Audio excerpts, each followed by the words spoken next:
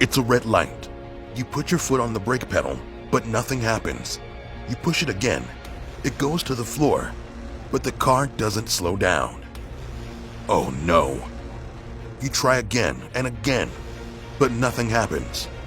Your brakes have failed, and nothing can stop this 2-ton machine that's on a warpath. If you don't know what to do next or don't do it correctly, you could die or kill other people. Here's how to survive brake failure. Drivers tend to push the speed limits and find out what a vehicle can do while operating at those speeds. But we can't keep speeding forever. At some point, we'll need to slow down and eventually stop. With this crucial need, car braking technology has changed and evolved. When the driver pushes the brake pedal down, it creates pressure in the hydraulic brake line. Brake fluid is nearly incompressible.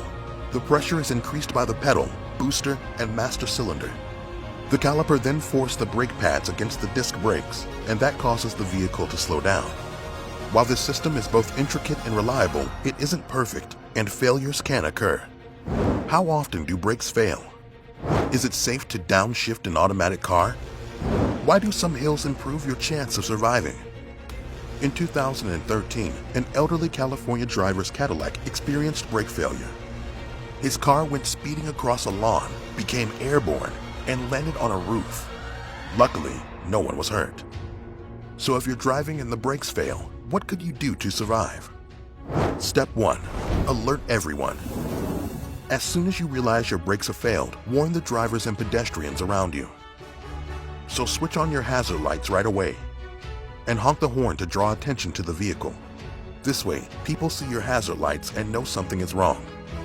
This can encourage them to get out of your way and clear a path for you, and it can reduce the chance of hitting other vehicles. Step 2. Use friction. Friction is the brake's best friend. Friction on the brake disc causes the car to slow. And even if the brakes aren't working, friction can still help you. If the roads are clear and you're able to do this, start zigzagging the car. Use the friction of the tires on the road to help reduce speed. If that's not enough, try driving over small plants and shrubs on the side of the road. In this case, your life is more important than the vehicle. So another thing you can do is carefully drive against the guardrail. This will also help to reduce speed. Step 3. Use the e-brake. Vehicles have 2 braking systems. The primary system is the foot brake, and the secondary system is called the handbrake, emergency brake, or e-brake for short. The e-brake bypasses the hydraulic system. Instead, it uses a metal cable that connects to the rear brakes. If your main brakes fail, the e-brake should still work. It doesn't have enough force to stop the car, but it's a big help in slowing it down. The e-brake works best if you use it slowly and carefully. If you apply it too rapidly, the rear brakes could lock up and force you into an uncontrolled spin. And keep holding the release button down if there is one. Step 4. Downshift. If the car has a manual transmission, slowly begin going down the gears. This is known as engine braking. You may have heard 18-wheelers doing this. The idea is to go to a lower gear at higher RPMs or revolutions per minute. This creates more torque through the transmission and a vacuum inside the manifold that the pistons have to fight against. So the power and speed will drop. Like using the e-brake, don't do this too quickly. If you go down through the gears too quickly, the rear wheels might slow down too rapidly, and this will make your car go into a spin. And if you're driving an automatic car, you might have access to a Triptronic transmission. This allows you to override the automatic system and select the gear you want. Slowly go back down the gears, down to first gear. Step 5. Head for the hills. If you're still trying to slow down, look for a hill or any upward slope that can help you. It can be an on-ramp, a hilly street, or even a specially designed runoff area.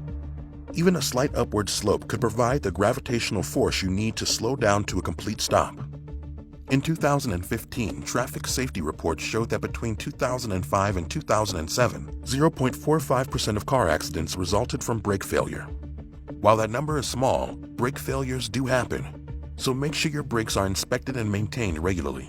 Maintenance and using these 5 steps could save your life one day. Congratulations! You safely stopped a car with no brakes.